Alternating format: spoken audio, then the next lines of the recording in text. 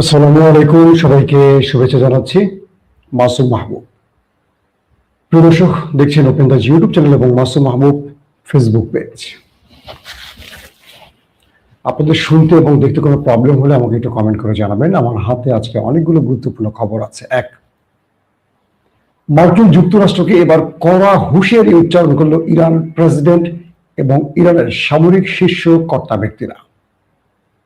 দ্বিতীয় গুরুত্বপূর্ণ খবর, এই যুদ্ধে কি সৌদি আরব এবং আরব আমিরাত গোপনে জড়িয়ে গেছে ইরানের আক্রমণে? তেমন কিছু প্রমাণ মিলে গেছে ইরানের হাতে। 3 নম্বর গুরুত্বপূর্ণ খবর, মার্কিন যুক্তরাষ্ট্র ইরানে যে শ্বাসরুদ্ধকর অভিযান চালিয়েছে পাইলট উদ্ধারে, এটি কি পাইলট উদ্ধারের আড়ালে ইরানের নিউক্লিয়ার চুরির কোনো চেষ্টা? পাশাপাশি আজকে সারাদিনের আপডেট। দর্শক, প্রথম যে খবরটি দিয়ে শুরু করতে চাই সেটি হলো আরব আমিরাত এবং সৌদির ব্যাপারে কিছু তথ্য মিলেছে ইরানের কাছে। ইরান বলছে তার দেশে আক্রমণে চীনের তৈরি একটি ড্রোনের আলামত পেয়েছে ইরান। বলা হচ্ছে এই ড্রোনটি চীনের কাছ থেকে আরব আমিরাত কিনেছিল। পাশাপাশি এমন কিছু বিমান বা ড্রোন বা মিসাইল ব্যবহার হয়েছে ইরানের বিরুদ্ধে মধ্যপ্রাচ্য থেকে, যেগুলো আরব আমিরাত এবং সৌদি আরব ছাড়া আর কেউ ব্যবহার করে না। কে বলছে এটা? সরাসরি ইরান বলছে। তার মানে এই দুটো দেশ ইরানের ভয়ে ঘোমটা পড়ে বা বোরকা পরে গোপনে শত্রুদের সাথে মিশে ইরানে আক্রমণ করছে, এমন আভাস মিলছে। তবে এখন পর্যন্ত সৌদি এবং আরব আমিরাতের পক্ষ থেকে এই ব্যাপারে কোনো স্টেটমেন্ট আসেনি। প্রশ্ন হতে পারে, এই যুদ্ধে আরবের সাথে ইরানকে যুদ্ধে লাগিয়ে দেবার জন্য তাদের শত্রুরা ওই দেশটি এই কাজটি করতে পারে। কোনো না কোনো দেশ থেকে এই অস্ত্রগুলো সংগ্রহ করতে পারে। যেমন এর আগে ইরানের শাহেদ ড্রোনের প্যাটার্নে লুকাস মার্কিন ড্রোন, এগুলো আরবের কয়েকটি জায়গায় হিট করে ধ্বংস করেছে, মানে ধ্বংসলীলা চালিয়েছে। তখন ইরান দাবি করেছে এগুলো তাদের ড্রোন নয়, এগুলো লুকাসের আদলে তৈরি, অর্থাৎ মার্কিন যুক্তরাষ্ট্রের লুকাস। কিন্তু আমেরিকা বা তার গণমাধ্যমগুলো বলছিল এগুলো ইরানের শাহেদ ড্রোন। পরবর্তী সৌদি আরব এই বিষয়ে তদন্ত চালিয়ে দেখেছে এগুলো ইরানের তৈরি ড্রোন ছিল না। তার মানে সৌদি এবং ইরানের মধ্যে যুদ্ধ লাগাবার জন্য ফলস ফ্ল্যাগ অপারেশনের অংশ হিসেবে এই ড্রোন ব্যবহার করা হয়েছে। এখন আরব আমিরাত এই দেশটি কিন্তু ইরানের শত্রু তালিকায় ইসরায়েলের পরের অবস্থানে আছে। তাই ইরান এ যাবৎ 28 ফেব্রুয়ারি থেকে যে যুদ্ধটা শুরু করেছে, তারা ব্যাপক ধোলাই কিন্তু আরব আমিরাতে চালিয়েছে। সবচেয়ে বেশি কিন্তু আরব আমিরাতকে মেরেছে। এবং বলা হয় ইসরায়েলের মিত্র হিসাবে আরব আমিরাত এবং জর্দান, মুসলিম রাষ্ট্র হিসেবে এই দুটো দেশ ইসরায়েলের মিত্র হিসাবে সবচেয়ে বিশ্বস্ত, মানে ইসরায়েলের বিশ্বস্ত। তো ইসরায়েলের যখন বিশ্বস্ত হবে তখন আলটিমেটলি ইরানের জন্য বিশ্বাসঘাতক হবে, এটি স্বাভাবিক। তো ইরান তাদেরকে সতর্ক করে বলেছে, যদি এর কোনো প্রমাণ ইরানের হাতে মেলে, একদম প্রমাণিত হয় যে এই যুদ্ধে এই দুটো দেশ কোনো প্রকার আক্রমণ চালিয়েছে, তাহলে ইরান তার প্রধান শত্রুদেরকে কিছুটা ছাড় দিয়ে হলেও কয়েক ঘন্টা আগে আরবকে পেটাবে। বুঝতে পারছেন? যেখানে আরবের আব্বারা ব্যর্থ হচ্ছে ইরানের কাছে, সেখানে পুচকে আরব গোষ্ঠী যারা যুদ্ধ কৌশল বাদ দিয়ে নারী, মদ, বিলাসিতা, এগুলো নিয়ে ব্যস্ত থাকে, এগুলো আবার তারা সৌদি আরবে করে না, এগুলো আবার তারা ইউরোপে গিয়ে করে। আমার খুব ভালো একটা স্মৃতি আছে।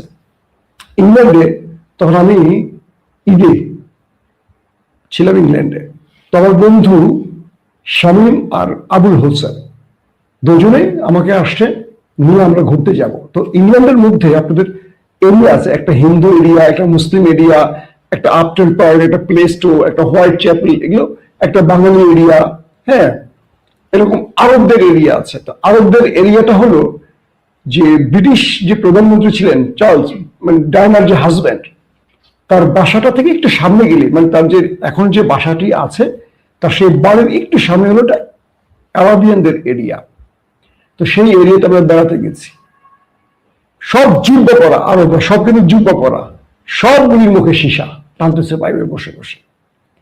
তো ওইখানে গিয়ে আমরা যখন আরবে গেলে মনে হয় আল্লাহ, এরা মনে পিরাউলি আকাশ থেকে নামছে ফেরেস্তা, বড় বড় জুব্বা ডুব্বা পরে ঘরে। এরাই পশ্চিমা দেশগুলোতে ঢুকে এদের আসল চেহারা দেখায়। এদের তো আসলে অর্থের কোনো অভাব নেই, কাজকর্ম লাগে না, তেল বেচা টাকা, খেজুর, এটা সেটা পুরো সম্পদ দিয়ে ভরে রাখছে, শুধু পায়ের উপর পা ফেলে খায় আর বিয়ে করে, একটার পর একটা বিভিন্ন দেশে ঢুকে আর বিয়ে করে। সবার ক্ষেত্রে হয়তো এরকম হয় না, বাট অধিকাংশ ক্ষেত্রে এটা হয়। তো এখন যে আরবদের কথা বলছি, এই আরবরা যুদ্ধবাজ না, এরা মনে করে এদের হয়ে আমেরিকা যুদ্ধ করে থাকে। আমেরিকা যখন ডাকছে আসো তোমরা আমাদের সাথে ইরানকে পেটাই, ওরে বাবা কি বলেন, ওরা আপনি ভেঙে দেবেন আর ইরান পিটিয়ে আমাদের ল্যাংটা করে ছেড়ে দেবে। এরা হলো এই টাইপের লোক, যে কারণে আরবের মানে ইসরায়েলের বিরুদ্ধে পুরো আরব মিলেও যুদ্ধ করে টিকতে পারেনি এক নতুন শাসিত বা নতুন তৈরি হওয়া ইসরায়েলের বিরুদ্ধে। দর্শক, তো দ্বিতীয় যে গুরুত্বপূর্ণ খবর সেটি হলো আজকেও দখলদার দেশে মোটামুটি ব্যাপক অ্যাটাক চালিয়েছে ইরান। আরবের মধ্যেও কয়েকটি টার্গেটে হিট হয়েছে। এটা এখন আসলে কি বলবো, প্রতিদিনকার খাবারের মতো হয়ে গেছে, প্রতিদিন এটা হচ্ছে, এটা থেমে থাকছে না। একটু এক্সট্রা কিছু অর্ডিনারি কিছু হলে এটা আমরা জানাবো।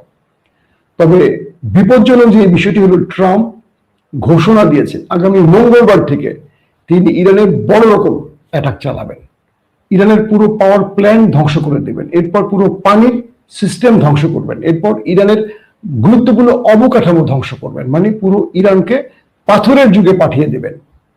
বুঝতে পারছেন যেটা আমেরিকা ঘোষণা দিয়েছিল। ট্রাম্প তো আজকে একটা বিজয় লাভ করেছে, তার একজন পাইলটকে ইরানের ভেতর থেকে উদ্ধার করেছে ফেস সেভিং এর জন্য। এটা তো ট্রাম্পের জন্য অনেক বড় প্রাপ্তি। তো ট্রাম্প হঠাৎ করে খেপে গেলেন, ইরানকে পাথরের যুগে পাঠিয়ে দেওয়ার জন্য মঙ্গলবার থেকে বড় রকম অ্যাটাক চালাবার ঘোষণা দিলেন কেন? আসেন একটু পেছনে যাই। আজকে দিনে যারা নিউজগুলো দেখেছেন তারা হয়তো খেয়াল করেছেন অনেকগুলো খবর। প্রথম যে খবরটি, ইরানে 48 ঘন্টা একটা বিশাল অগ্নি পরীক্ষা গেছে আমেরিকার জন্য। আমেরিকা তার একজন হারিয়ে যাওয়া পাইলটের উদ্ধারে এসেছিল। C-130 ব্ল্যাক হক হেলিকপ্টার, ড্রোন, ফুয়েল ট্যাঙ্কার সহ আরো অনেকগুলো কি বলবো আকাশযান নিয়ে। এখন ধীরে ধীরে যে খবরগুলো আসছে, এই লড়াইতে অনেকগুলো গণমাধ্যম দাবি করছে 4 থেকে 500 নাকি সেনাই ব্যবহার করছে ইরান। এগুলো বিভিন্ন গণমাধ্যমের দাবি। অর্থাৎ একজন পাইলটের জন্য এত বড় বহর, কেউ কেউ বলছেন 1 ডজন বা তারও বেশি, 1.5 ডজনের মতো আকাশযান ব্যবহার করা হয়েছে। শুধু 1 ডজন মানে তো 12টা, কেউ বলছেন 20টা বা 18টা বা 20-এর অধিক। এই সূত্রগুলো অ্যারাবিয়ান বিভিন্ন গণমাধ্যম আউটলেটে আসতে শুরু করেছে। তাহলে 4 থেকে 500 কমান্ডো নিয়ে আমেরিকা ইরানে প্রবেশ করলো কেন? অঞ্চলটি কই? সেই দুর্ভেদ্য অঞ্চলটি হলো ইস্পাহান এলাকা। ইস্পাহানে কি আছে? ইরানের নিউক্লিয়ার প্রজেক্ট আছে, নিউক্লিয়ার প্ল্যান আছে। বলা হচ্ছে আমেরিকা মূলত তার পাইলট উদ্ধারের কথা বললেও তিনি এসেছেন একটা ভিন্ন উদ্দেশ্যে। আর সেটি কি?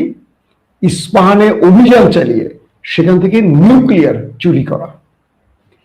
এই মুহূর্তে আমেরিকার ফেস সেভিং এর জন্য এটা একটা বিশাল কাঙ্ক্ষিত টার্গেট হতে পারে। কি রকম? আমেরিকা ইরানকে শর্ত দিয়েছিল কি, হরমুজ খুলে দাও, নিউক্লিয়ার দিয়ে দাও, এই তো প্রধান রেজিম চেঞ্জ তো পারেনি, ব্যালিস্টিক প্রোগ্রাম এখনো কন্ট্রোল করা সম্ভব না, কিন্তু প্রধান একটা ইস্যু হতে পারে নিউক্লিয়ার।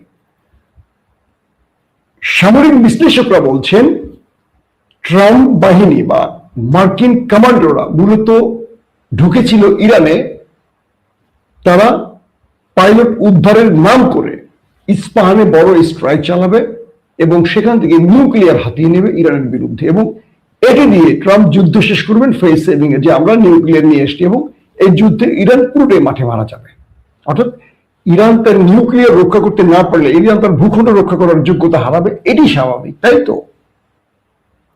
ইরান দুটো ট্র্যাপে ভিন্ন স্টাইলে খেলেছে। দেখেন, একটা ঐতিহাসিক রাষ্ট্রের ভেতরে এখন কিন্তু ডার্ক সাইটে বড় বড় পাওয়ারফুল লোকগুলো নেই, ম্যাক্সিমাম মারা গেছে। ইয়াং ব্যক্তিরা আছে, ইয়াং সামরিক অফিসাররা আছে, আর যারা একটু বয়স্ক আছে তারা আন্ডারগ্রাউন্ডে আছে, অথবা মাস্টার মাইন্ড গুলো একটু নেপথ্যে থাকে, হয়তো বা ইরানের আপার লেভেল জানে, লোয়ার লেভেল জানে না, অথবা আমেরিকায় জানে না এখন কে এই গেম করছে। হয়তো বা জানে কিন্তু আমেরিকা প্রকাশ করছে না, ইসরায়েল জানে হয়তো বা প্রকাশ করছে না, হয়তো স্ট্রাকচার নিয়ে মারিয়ে দেবে। যখন ইরানের সেই মানে কি বলবো ভয়ঙ্কর অঞ্চলটিতে যেখানে মার্কিন বিমান ভূপাতিত হয়েছে, যেখানে পাইলট তার শেষ সিগন্যাল কমান্ডো বাহিনীকে দিয়েছে, সেই অঞ্চলে আমেরিকা আসে। C-130 যেটা বললাম ব্ল্যাক হক, আরো অনেকগুলো ড্রোন এক গাদা জিনিস নিয়ে আসে, 400-500 কমান্ডো সেখানে মুভ করে। ইরান তার গণমাধ্যমের লাস্ট যে নিউজটি দেখিয়েছে, আমি ফুটেজে দেখলাম একজন রিপোর্টার ধ্বংসস্তূপের পাশে দাঁড়িয়ে কথা বলছে, বুঝতে পারছেন? এইভাবে ধরে কথা বলছে একজন রিপোর্টার, তার পাশে আমেরিকার যে সামরিক যানগুলো এসছিল, যুদ্ধ বিমান, হেলিকপ্টার, ড্রোন, এগুলো ভূপাতিত করার পর এগুলো পুরে একদম টুকরো টুকরো হয়ে জ্বলে পুরে শেষ, বিশাল স্থান জুড়ে। সেখানে রিপোর্টার লাইভ রিপোর্ট করছেন, পুরো অঞ্চলটা দেখিয়েছে। তার মানে ইরান তাদের কি পরিমাণ ক্ষতি করেছে সেই দৃশ্যটা দেখলে বুঝবেন। একেবারে অনেক অঞ্চল জুড়ে মানে প্রচুর সামরিক যান ধ্বংস করেছে ইরান। ইরান যে দাবিটি করেছে প্রায় 1 ডজনের মতো তারা হিট করে ধ্বংস করেছে, এটাই সত্য প্রমাণিত হচ্ছে এখন। আমেরিকা বলেছে 6টিতে আঘাত করেছে, আর ইরান বলছে 10 থেকে 12টির মতো যুদ্ধ বিমান, হেলিকপ্টার, ড্রোন। এটা আমার কাছে এখন সত্য প্রমাণিত হচ্ছে। নাম্বার 2, আমেরিকার কমান্ডোরা মূলত এখানে নেমেছিল পাইলট উদ্ধারের নাম করবে, আর ইরান পাইলটের উদ্ধারের সামনে রেখে তাদের সাথে একটা ফাইটে যাবে। এই ফাঁকে মার্কিন কমান্ডো বাহিনী চলে যাবে ইস্পাহানে নিউক্লিয়ার প্রজেক্ট দখলে, এবং সেখানে তারা নেমে অভিযান চালাবে। যখন তারা সেখানে মুভ করবে, একটা গ্রুপ ভেতরে যাবে, একটা গ্রুপ বাইরে ইরানের সাথে লড়াই করবে। এই সময়টিতে ইসরায়েল, আমেরিকা আকাশ থেকে এসে ইরানের বাহিনীকে উপর থেকে ব্যাপক বোম্বিং করবে বা শেলিং করবে। টার্গেট হলো এটা ছিল আমেরিকার। কিছু মাধ্যম বলছে, আমি কিন্তু সামরিক বিশ্লেষক না, আমি বিভিন্ন আউটলেট গুলোকে সারাদিন ঘেটে, যেগুলো মোটামুটি নির্ভেজাল, একটু সঠিক তথ্য দেয়, বিভিন্ন সাইট, ইসরায়েলের সাইট বলেন, আমেরিকার সাইট বলেন, ইরানের সাইট বলেন, টার্কিশ বলেন, আরাবিয়ান বলেন, বিভিন্ন জায়গা থেকে আমি এটা কনফার্ম তথ্য রেডি করে আপনাদের জন্য প্রেজেন্ট করি। বিভিন্ন জায়গা থেকে এগুলো সংগ্রহ করি, একটা পত্রিকা দেখে দেখে সংগ্রহ করি না, এটা আমার কখনো অভ্যাস নেই।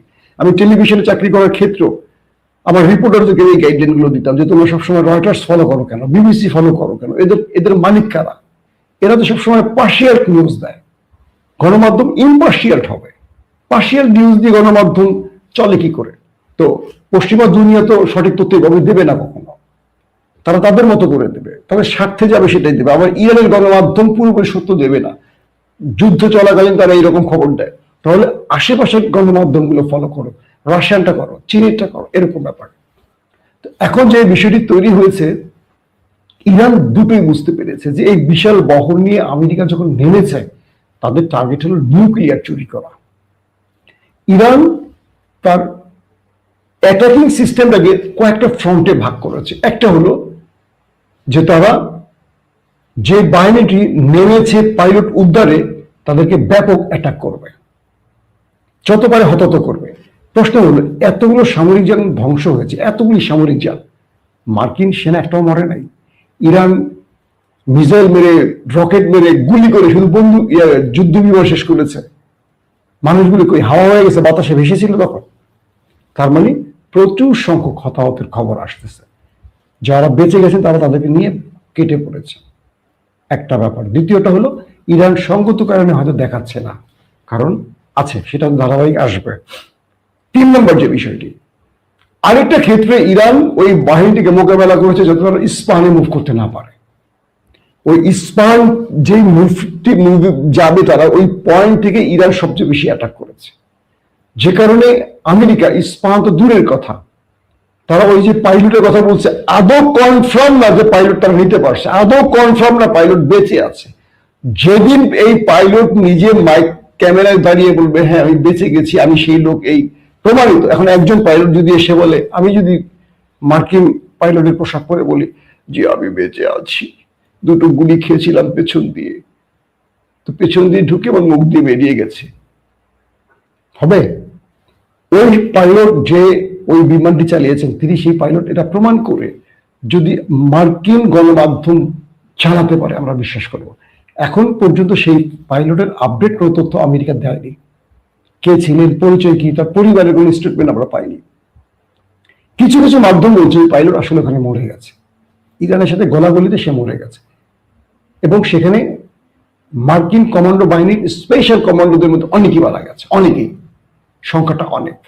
কারণ ইরান সেখানে ব্যাপক পরিমাণ অ্যাটাক করেছে, এটা ইরানের ইজ্জতের ব্যাপার। এবং ইরান এখানে একটা খেলা খেলছে যে খার্ক আইল্যান্ডে আমেরিকার এই কমান্ডোরা নামবে, তো ইরান তার মুখোমুখি অ্যাটাকের সক্ষমতাকে ট্রাই করেছে।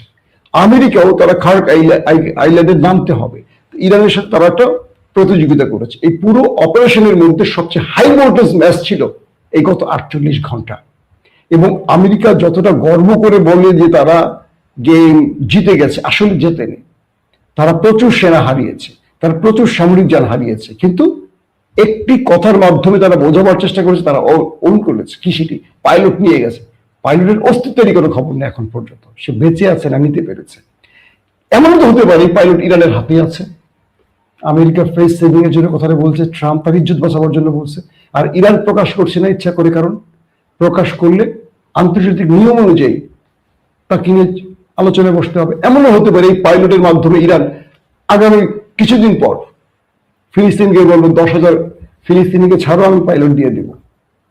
ইরান বড় 10 কষাকষি করতে পারে, অর্থাৎ এটা আমরা সময়ের উপর ছেড়ে দিই। এখন কোনো দর্শক যদি বলেন মাসুদ আপনি এটা বলছিলেন না, আমি সব অ্যাসাম্পশন করছি, এটা এটা এটা এটা এটা হতে পারে, কারণ যুদ্ধক্ষেত্রে এগুলো হয়, একে অপরের সত্যটা অনেক সময় বলে না।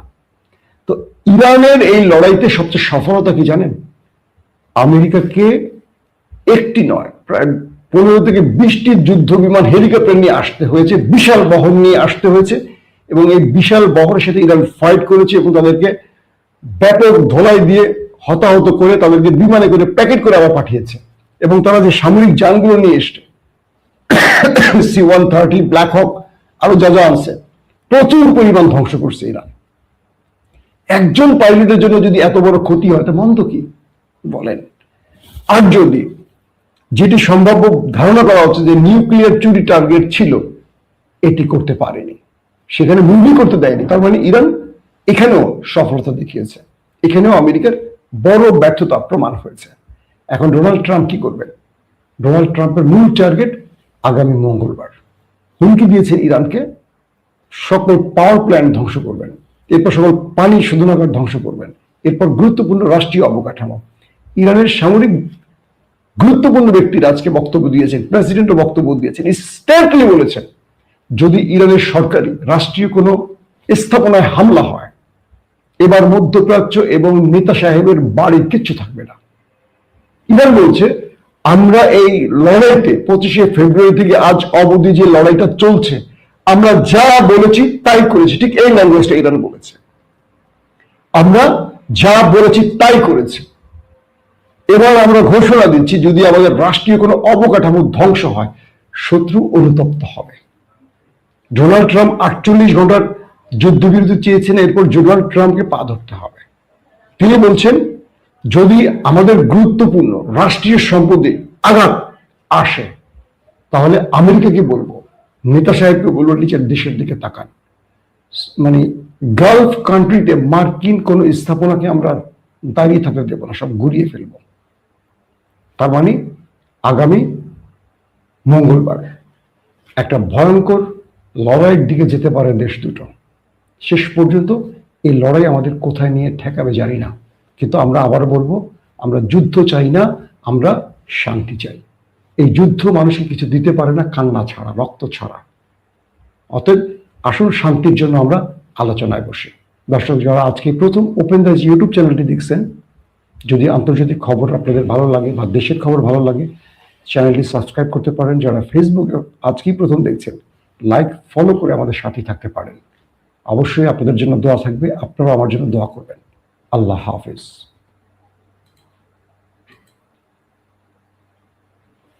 ওপেন দাইস মানে সত্যকে সত্য বলা, মিথ্যেকে মিথ্যে বলা। আমরা শোনা কথা নয়, চোখে যা দেখি তাই বলি।